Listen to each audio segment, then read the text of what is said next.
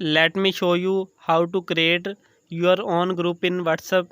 You can easily create your group in WhatsApp by some simple setting and easy way to create group in WhatsApp. Just open your WhatsApp account. Here you can see this type of interface.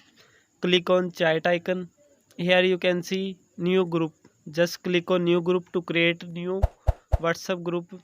Here you can see you can add friend in group by searching or invite link. If you want to add your friend, just select your friend to add. I select this. After clicking on, just click on arrow icon. Here you can see some setting. First, type your group name. I type this is my WhatsApp group. And just here you can see two participant add in group. Just click on arrow icon, and finally your WhatsApp group create successfully. Let's see do some step or simple setting. First setting is, if add profile picture on our WhatsApp group.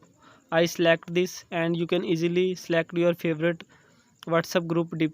After selecting, just click on. Here you can see all your participants. If you want to add another people, just click on add and select the friend you want to add in your WhatsApp group.